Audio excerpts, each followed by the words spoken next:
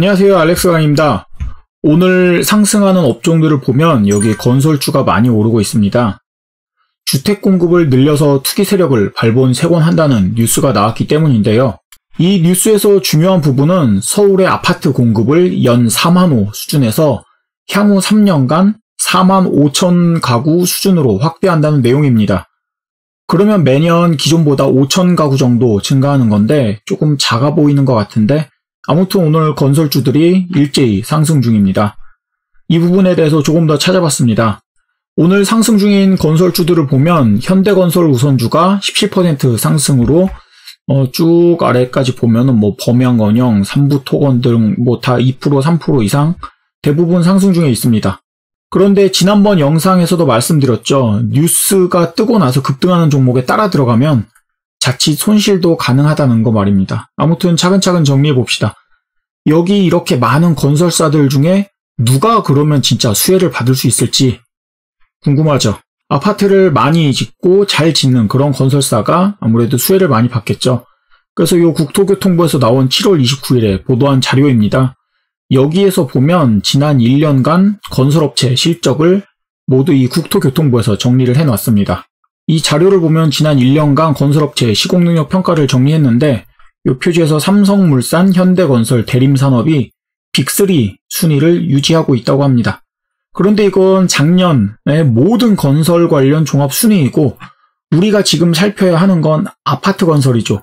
그래서 이 아래로 쭉 내려서 보면 이 아래 아파트 건축 관련 순위도 있습니다. 여기에서 보면 GS건설이 1등이고 대우건설, 포스코건설, 롯데건설 해서 10위까지 태영건설이 들어와 있습니다. 아파트를 새로 지어서 공급한다면 여기 10개의 건설사들이 아무래도 좀 더 많이 가져가지 않을까 기대할 수 있습니다. 그런데 이번 정책에 벌써 문제가 있어 보입니다. 아마 이 부분에 대해서는 많은 부동산 유튜버들이 지적하지 않을까 생각이 되는데요. 먼저 도심 내 군부지, 유휴부지 등 신규 택지에 3만 3천 가구를 개발한다고 했습니다. 이건 정부에서 추진하는 거니까 가능할 것 같습니다. 그런데 향후 50층까지 허용하는 재건축을 통해서 주택을 공급한다는 계획도 있습니다. 이 부분에서 벌써 말이 많습니다. 이런 재건축을 한다는 건 소유자의 3분의 2 이상의 동의가 필요합니다. 그런데 이렇게 용적률을 높여서 더 짓게 되는 주택에서 기존 집주인이 초과 이익이 생기면 여기에서 90%를 환수해 간다고 합니다. 보통 용적률을 높여서 재건축을 할 때 집주인은 자기 집 평형에 비례해서 집을 더 받고 그런 시세 차익을 노리면서 조합원들이 이제 동의를 하고 거기에서 또 돈을 좀 더 벌 그런 기대를 하고 들어가는데 이번에는 이런 시세 차익을 모두 정부에서 환수해 간다고 하니 누가 이런 재건축에 동의를 할지가 조금 궁금해진 그런 상황이죠. 그리고 이렇게 환수받은 주택은 또 임대주택으로 배정한다고 합니다. 우리나라 국민성과도 관련이 있는 좀 씁쓸한 부분이긴 한데 일단 저렇게 비싼 땅에 있는 아파트 거주민들은 자기 주변에 임대주택이 들어오는 걸 그렇게 환영하지는 않고 있는 게 좀 안타까운 현실이죠. 아무튼 이런 부분에서 정부 주택공급 계획에 벌써 의문을 가지게 합니다. 주택공급 계획 중에서 용적률을 높이고 재건축을 하면서 10만 가구 정도를 추가로 공급할 계획이었는데 정부에서 초과 수익을 다 가져간다고 하니까 여기에 동의해줄 집주인들이 얼마나 있을지 모르겠습니다.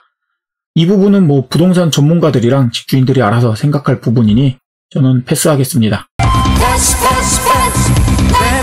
주식왕입니다. 아무튼 주식 얘기하다가 자꾸 부동산 이야기로 흘러가게 되었는데 다시 주식으로 돌아와서 생각해보면 일단 지금 정부 주택공급 방안이 나오고 총 26만 가구를 공급하는 계획에서 26만 가구라는 숫자에 혹해서 그냥 오늘 건설주들이 이렇게 일제히 급등한 게 아닌가 생각이 됩니다.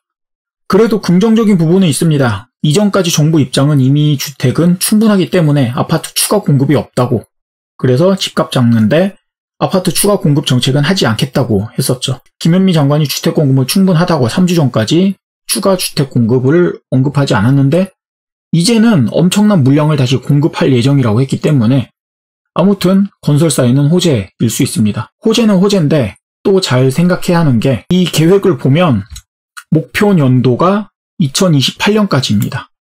2028년까지 앞으로 8년 후 최종 공급이 목표죠. 그러니 장기 투자가 가능한 투자자라면 우량 건설사를 대상으로 장기 투자를 생각할 수 있는 시기죠. 앞서서도 말씀드렸는데 제 LG화학 급등 이후 매수를 고민하는 투자자에 대한 그 내용 한번 꼭 생각해 보시기 바랍니다. 이 영상이죠. 제목은 그냥 LG화학 투자라고만 나와 있는데 급등 이후에 매수를 고민하는 투자자가 반드시 알아야 할 내용들입니다. 오늘 건설주가 급등했죠? 그런데 목표 연도는 2028년입니다. 당장 내년에 10만 가구씩 막 팍팍 공급되는 게 아니라 차근차근 매년 몇만 가구씩 공급이 되면서 2028년도에 완성이 되는 거죠. 이 영상 앞부분에서 말씀드린 부분이 바로 이겁니다. 아파트 공급은 기존에 연 4만 가구 수준이었는데 이걸 연 4만 5천 가구로 확대한다는 거죠.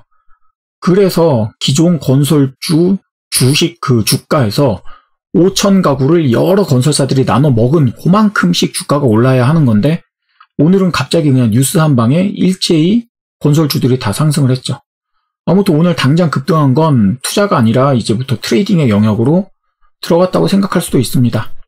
투자자라면 옛날부터 주택 공급 현황을 분석하고 건설사별 능력과 건설 현황을 보면서 종목을 고르고 투자를 했어야 되죠. 건설주에 관심이 있다면 이번 뉴스에 대한 호재, 그 거품이 어느 정도 꺼진 다음에 다시 주가가 안정된 이후 주가 저점 부근에서 장기간 투자로 생각하는 게 좋지 않나 하는 생각이 듭니다. 뉴스가 나온 다음에 그 뉴스가 언제까지 호재를 이어갈지 생각해 봐야 되는데 계속 이익이 나오는지 지금 당장 나올지 아니면 내년 이후부터 뭐 이익이 시작되는지 이런 거를 따져보면서 주식을 생각해 봐야겠죠. 투자에서 제일 좋은 건 아직 뉴스에 나오지 않았지만 세상 흘러가는 거 보니까 이 부분 뜨겠다 하는 곳 미리 분석하고 투자하는 게 제일 좋죠. 그런데 이게 제일 어려운 부분이죠. 다음 영상에서는 세상 흘러가는 거 보면서 뜰만한 소재 한번 찾아서 함께 나눠보도록 하겠습니다. 구독도 눌러주시고 오늘 영상은 여기까지입니다. 좋은 하루 되세요. 감사합니다.